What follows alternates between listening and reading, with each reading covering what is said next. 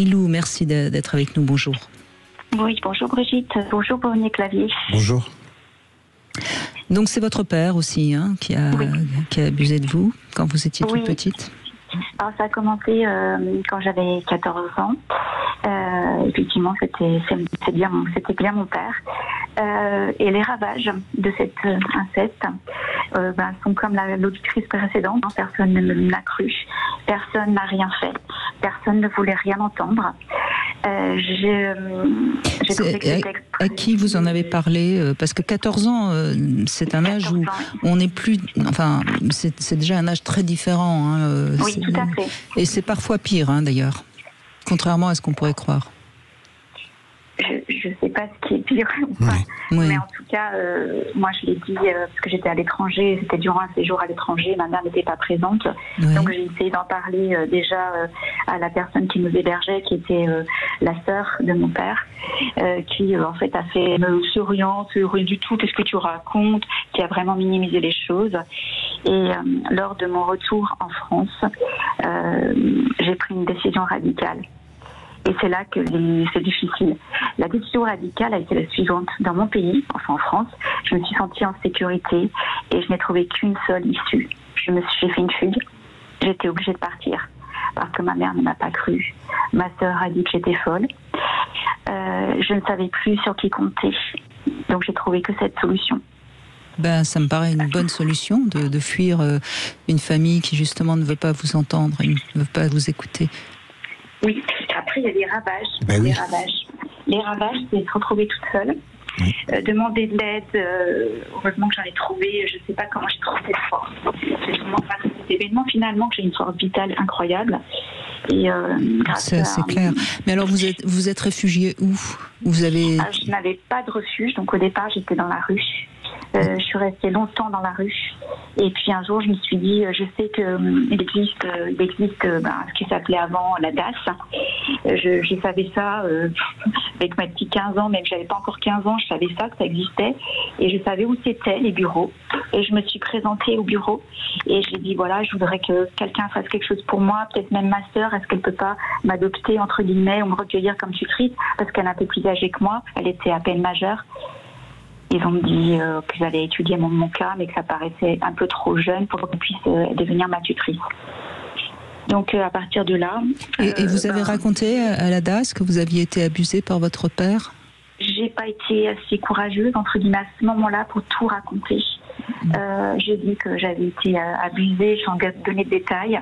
Et puis j'ai dit qu'il y avait beaucoup de violence, ce qui était vrai aussi, parce qu'il y avait beaucoup de violence. Mon père était très violent avec ma mère, ma sœur et moi. J'ai un frère, mais lui, il a subi sans rien dire. Il pouvait rien faire, il était trop jeune. Aujourd'hui, il n'est pas bien du tout, parce que toute cette colère, il l'a gardée en lui. Et c'est très compliqué. Mais bon, aujourd'hui, je suis pas là pour parler de lui. Malheureusement, je suis là pour parler de moi. Et moi, j'ai essayé, comme je sais pas, par rapport à l'auditrice précédente, de faire jouer la justice, mais pas comme on l'imagine. En fait, la seule solution que j'ai trouvée, quand j'ai eu 18 ans, j'ai décidé de changer mon identité, à savoir mon prénom. J'ai changé un certain nombre, parce que j'avais plusieurs noms de famille, enfin, qui s'accolaient, un nom composé, on va dire. J'ai gardé quand même le nom de mon père jusqu'à il y a peu. Et il y a peu, j'ai demandé à changer et à carrément le changer. Et ça a été accordé sans problème par décret. C'est très symbolique, bravo. Oui, exactement. Je voulais, je sais pas si ça peut aider quelqu'un, c'est pas simple. Peut-être qu'aujourd'hui c'est plus évident, les changements d'identité avec notamment les personnes qui changent de sexe. Aujourd'hui c'est facilité. Moi j'en ai vraiment bavé. Et à chaque fois, c'est quand même quelque chose qui me revient. Par exemple, ma fille va bientôt se marier, elle a demandé un extrait d'acte de naissance. Dessus, il y avait encore mon ancien nom, alors que j'avais fait toutes les démarches. Et hop, il a fallu recommencer encore et dire pourquoi je m'appelais plus comme ça, quel décret j'avais. Enfin, il y a toujours des démarches. Je ne sais pas pourquoi c'est si dur. Peut-être que Bruno Clavier pourrait me dire. Là, c'est plus au niveau juridique. Moi, je suis pas juriste. Là, je pense que c'est dur au niveau juridique. Mais s'il y a un commentaire à faire, c'est que les lois suivent les personnes, enfin suivent la psychologie générale, je dirais. Et c'est pas encore acquis tout ça. Hein, c'est pas. Vous voyez bien votre parcours terrible. Puis vous étiez en danger dès que vous avez fait la fugue. Est-ce qu'il vous est arrivé des malheurs? Parce que une fille toute seule dans la rue de 14 ans, c'est terrible. Je crois que j'ai été protégée quelque part par sûrement cette. Je pense que ce qui vous a protégé, Marie-Lou, c'est votre force de vie. Vous savez, dans la rue, on va plutôt agresser les personnes fragiles et on entend cette force de vie qui, de toute façon, il fallait une force de vie pour à 14 ans décider de fuguer, pour à 15 ans oser aller frapper aux portes de la DAS. Moi, je pense que c'est ça qui vous a protégé. C'est cette force de vie qui était en vous et qui est toujours en vie. D'ailleurs, on l'entend, même si bien sûr de répondre des saloperies. On a le droit de ne pas payer pour eux s'ils se retrouvent en EHPAD, etc. Donc ça, c'est important que vous le sachiez. Et puis, pour répondre à votre question et répondre en même temps à Anne-Marie, je crois qu'en tant qu'enfant, quand on n'a pas eu ce qu'on pouvait dignement attendre d'une mère, eh ben, quelque part, on va continuer à aller s'en occuper si elle est malade, en espérant peut-être recevoir ce qu'on n'a jamais eu. Et c'est malheureusement, c'est pure perte parce que ce qu'elle ne vous a pas donné quand vous aviez 14 ans, elle vous le donnera pas plus aujourd'hui. C'est vrai. Mais on attend tous ça de quelqu'un, cette reconnaissance. Je trouve que c'est pas une blessure qui reste, la reconnaissance.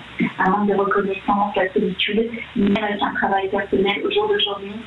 Et c'est ce qui me reste comme blessure, c'est cette absence de reconnaissance. Parce que j'ai essayé, en tout cas de remercier les services de la DAS, qui sont devenus aujourd'hui services de la DAS spéciale à l'enfance, parce que pendant 30 ans, j'ai travaillé pour ces services. Je ne sais pas pourquoi, mais c'est venu comme ça. Bah oui. J'ai travaillé, j'ai compensé, je ne sais pas. Et puis à 3 ans, je me suis sentie très. Je pensais, je n'étais pas bien, ni physiquement ni moralement. Et je pensais que ma dette était très élevée.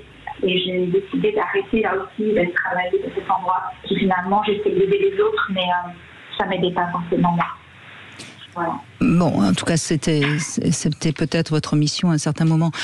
Pour répondre à la question, à ce que vient de dire Marie-Lou, Bruno Clavier, comment on fait le deuil de cette non-reconnaissance On voit bien que c'est pas facile, puisque justement, comment on le fait ce deuil? Alors, un être humain, c'est un être familial. Déjà, c'est la première des choses. Il n'y a pas d'humain sans famille, sans tribu, sans famille, on dit même, plus que ça.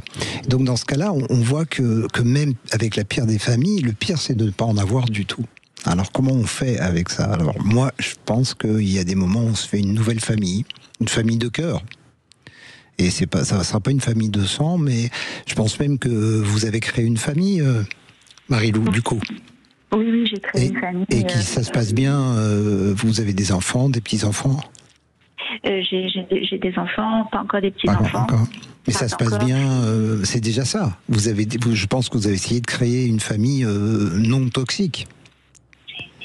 J'ai essayé. Dommage, aujourd'hui, je suis divorcée et je retourne dans cette espèce de galère qui s'appelle la solitude. Et voilà, je suis plus nourrie par cette famille puisque maintenant mes enfants sont grands. Ben oui, c'est ça.